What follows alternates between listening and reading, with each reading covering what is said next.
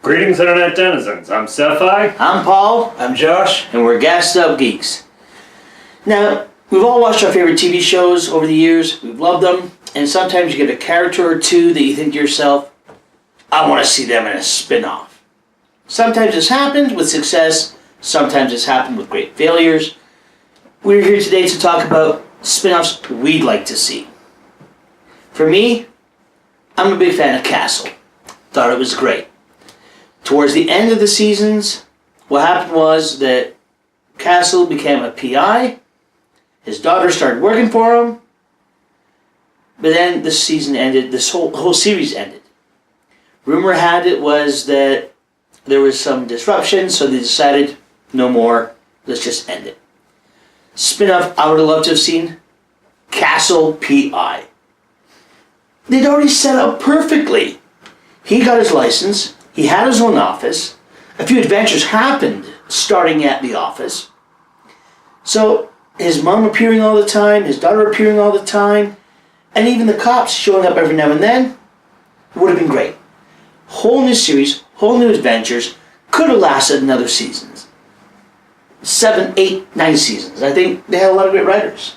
So, with the same writing staff, to see him going out there and not having the cops covering his back all the time, I think it would have made for a lot more interesting, Just oh wait, Becky could... Oh wait, she's not here. Hey guys, can we talk this over for a second?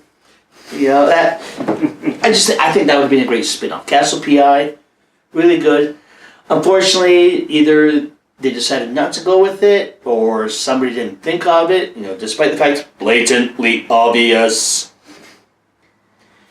I don't know. That's the spin-off I would have liked to have seen. What about you?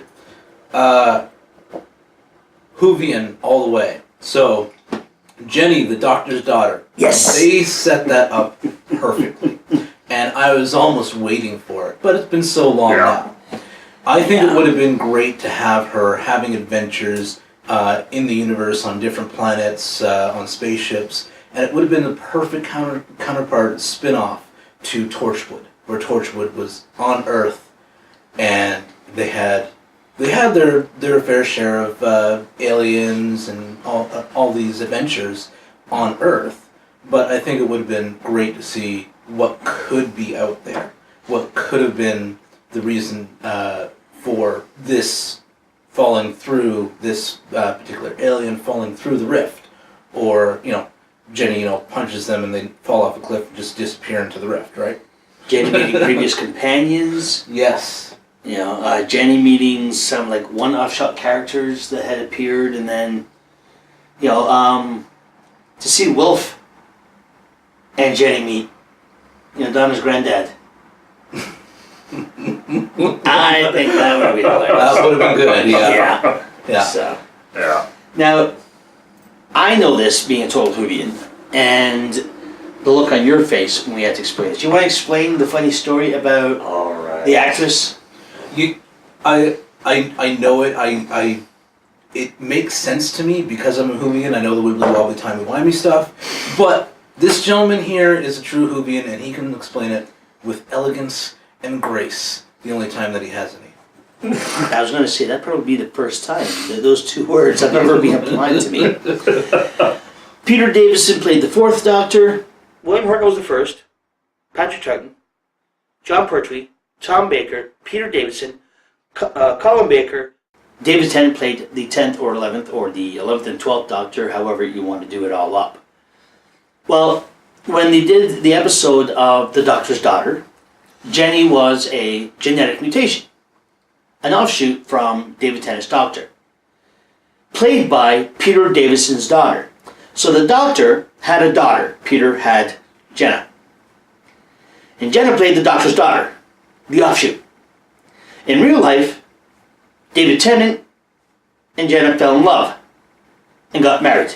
So the Doctor had a daughter who played the Doctor's daughter, who married the Doctor and had a daughter. Try saying that 5 times fast. Try saying it once fast. Well, it's the kind of thing that the Whovian universe is great for. When you have, when you're shot by your wife while being while your wife watches, and so on and so forth. Yes, the fact that Matt Smith's doctor married River Song, who we later found out was Melody Pond. So on a nice, beautiful beach scene, Amy Pond is pregnant with her daughter, while River Song is there, and the doctor gets shot. So sitting there, pregnant with your daughter, beside your daughter, while your son-in-law gets killed. And I think the spin-off would have been great to have more of that kind of stuff going on. Crossing the universes, maybe crossing the Torchwood universe as well. And I thought Sam Winchester marrying Ruby was weird. Yeah. I mean, we could probably get a long list of actors who met on set, fell in love and got married. I actually found out that on Game of Thrones, the reason why, I forget their names, but two characters no longer are allowed to have scenes together. Because the actors started dating in real life, had a nasty breakup, and it's now in their contracts that they're not allowed to have scenes together. What about you? What spin-off do you want to see? Well, actually, I have a bit of an advantage over you guys. I don't have to imagine it because it's actually happening. Allegedly. Ooh. Now, right now, we're into season 13 of Supernatural. Episode 10 is going to be called Wayward Sisters. It's got the return of Jody Mills, Sheriff Donna, Claire Novak, Alex Jones, and Patience, whatever her last name is, I can't remember. Missouri Mosley's granddaughter. Basically coming together and forming their own group of hunters. Nice! Yeah. And this is the whole premise of the spin-off that they're working on, Supernatural Wayward Sisters. So, yeah, they're doing the backdoor pilot this year. Cool. It's basically... Jody Mills, over the years, has adopted a couple girls, Claire Novak, Alex Jones, and kinda, sorta raising them in the life, although she seems to be a little more toward, go to college, what John Winchester was not doing for Sam and Dean. And it's... Oh, what a role model. Yeah. There's no set idea, at least that's been leaked online as yet, as to what the overall plot will be. Whether it'll be this 5-season arc like Kripke had envisioned for Supernatural in the first place, or if it's going to be a little more episodic Monster of the Week. This week we're after a Wendigo, next week it's a ghoul, week after we're doing shapeshifters. Well, But I'm really looking forward to it. Yeah, well, if she's training new hunters kind of thing, just hunter high. I don't know.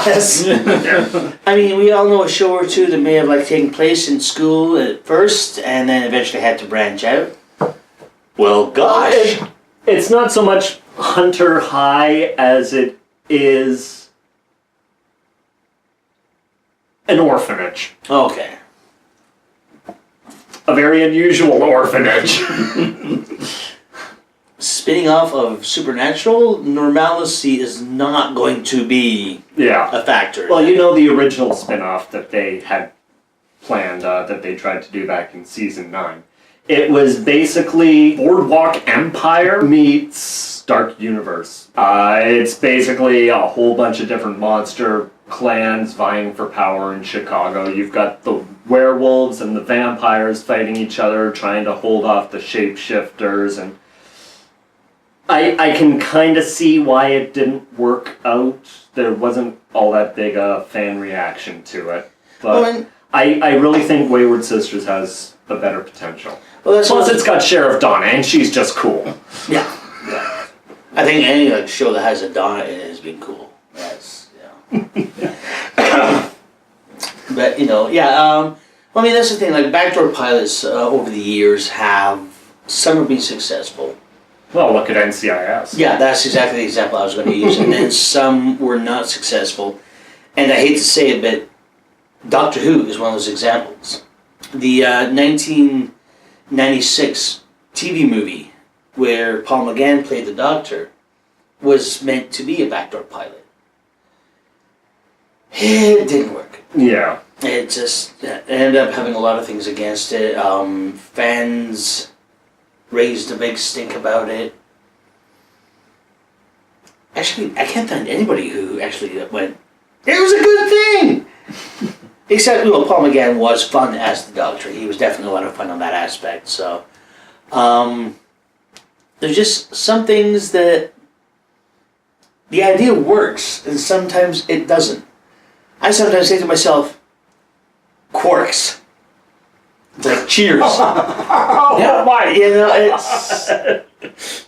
It'd be fun for a little bit. Yeah. Yeah, it wouldn't be a lasting thing. Like you could have a quirky vibe to it. Okay, dude, I love puns, and I'm still hurting on that one. I don't love puns. How do I feel? What? It's punny. I'd say you can only drag so much humor out of the Ferengis before it really gets stale. That was one big problem I had with DS9 to begin with. Yeah, well, the characters of the Ferengi really evolved because they were supposed to be a super cool nemesis that people watched the episode and went, "That's funny." Yeah. Yeah. As we covered in a previous episode. Yeah. Yeah. Yeah. Yeah, no. But as a Whovian, another spin-off I'd love to see, The Adventures of River Song. I mean, come on, River Song is tough as nails, takes no shit, keeps her sexuality. Alexis Kensington is just an amazing actress. She played the part to perfection. So to see her going around in time and space. I get that, but the thing is, the first season would probably have to be tied around the adventures with the Doctor just to get the groundwork going. But Yeah. she would still kick ass in the role and making it fly. Yes, absolutely. Yeah. One of my favorite stories is that on the TV show Arrow, John Barrowman was playing Malcolm Merlin, a main character on the show.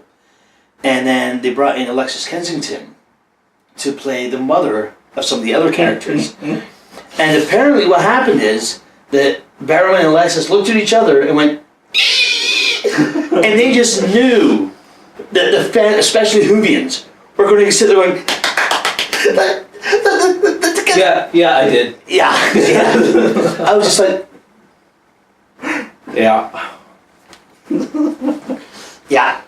Okay. Here's a spin-off I had heard people talking about at one point. I wasn't too sure about it, but Mark Shepard's character in the show didn't get a whole lot of use, so it left the door pretty well open.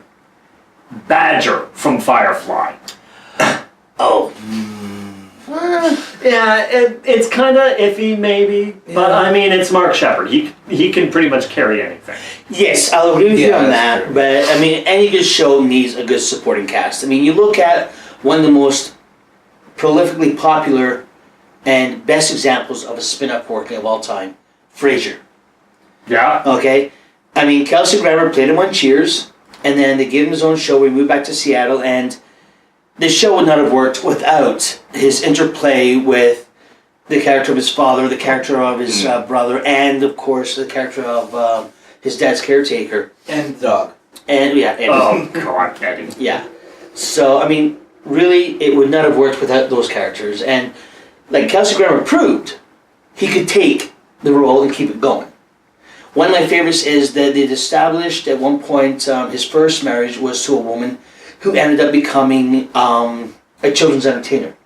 And she'd been playing it for years and years and years. And at one point, she's all bent out of shape, backstage, frustrated out of her mind. She's about to go in front of all these kids and all that stuff. And she turns to Frasier going, "Do you know what it's like to play the same character for 20 freaking years?" And he just gets this look of like, yeah.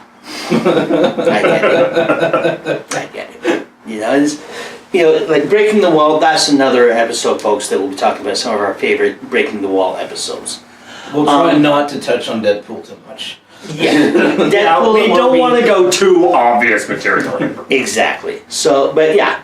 So, I mean, there's some of our favorite spin-offs. There is ones we'd like to see, one that's coming up, ones that just, well, it may seem like a great idea at the time, but at the same time, after 10 minutes, now what? So, what shows do you want to see as a spin-off? What do you think we missed out? Should Xander from Buffy have gotten his own show? Are we really thankful that Quark didn't get his own show? Let us know in the comments. Let us know on Twitter. Until then, I'm Paul. I'm Josh. And I lost. Shit. Again.